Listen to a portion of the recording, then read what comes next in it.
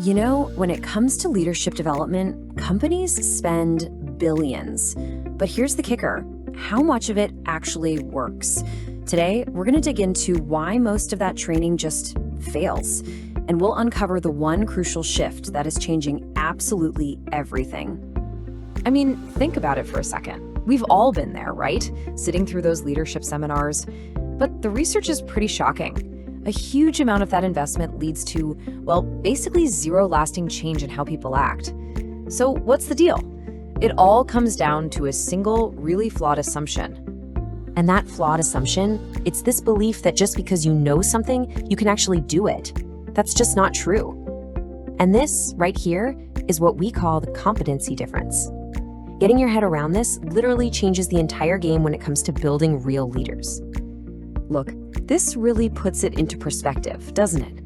If knowing stuff was all it took, you could just read a book on management and poof, you're a brilliant leader.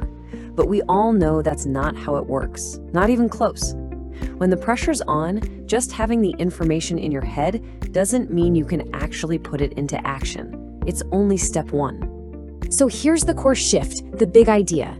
The old way, traditional training, was all about knowledge, what's in our heads. But this revolution we're talking about, it's all about competency, what we can actually consistently do when it really counts. Okay, so what even is a competency? It's not just one single thing. Think of it as a recipe. You need the knowledge, sure, but you also need the practical skills, you need the right mindset, and here's the secret ingredient. You have to be able to pull all of that together and apply it when you're in a real-world, high-pressure situation. And that's the real goal here.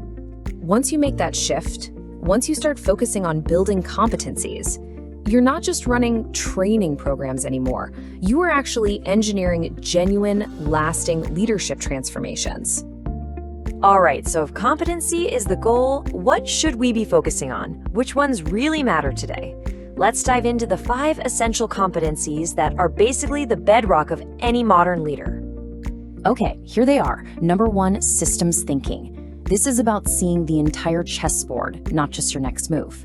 Number 2 is inspirational leadership. Creating real energy and purpose, not just barking orders. Third, we've got advanced communication. This is about listening and influencing to solve problems before they even start. Fourth is solid decision-making, especially when things are murky. And last but not least, number 5, change leadership. In today's world, let's be honest, that's a flat-out survival skill. I love this quote. It just nails the idea of systems thinking. See, reactive leaders are always running around putting out fires. But proactive, truly competent leaders, they're busy designing the systems that stop those fires from ever even starting in the first place. So let's be absolutely clear about this. These 5 things, they aren't just nice-to-haves you can slap on a resume. No way. They are the core engine that drives all effective modern leadership. If you want to succeed today, mastering these is totally non-negotiable. Okay, so now we know what to build, but that's only half the battle, right? The big question is how? How do you actually develop these competencies so they stick? How do we make this whole learning process something that's actually engaging, memorable, and, energizing? Here's a great way to think about it. An athlete doesn't become a champion just by reading a bunch of books about their sport, right? Of course not. And leadership is exactly the same. You need deliberate practice, you need realistic simulations, and you absolutely need expert feedback. So, how do you actually do it? Well, there are 3 proven ways to really energize this whole process. First, you've got to turn learning into an experience. Think simulations, role plays, real challenges. Second, use stories, real examples that resonate and connect with people on a human level. And third, you have to provide continuous, high-quality feedback. Because honestly, seeing yourself make progress, that's the biggest motivator there is. Okay, this all leads to a super practical, real-world question. Leaders are busy. I mean, really busy.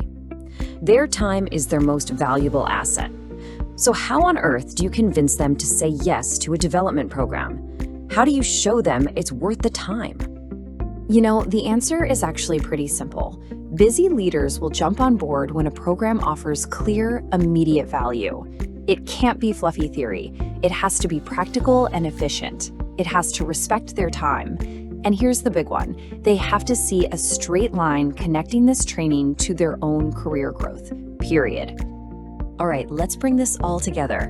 When you take this intense focus on the white competencies and you combine it with this engaging, hands-on, experience-based way of learning, that's when you create a real path to transformation. Look, if you only remember one thing from all of this, let it be this. The goal here isn't just to cram more knowledge into someone's head. The real goal is to fundamentally upgrade a leader's actual day-to-day behavior. And that, right there, is the ultimate promise.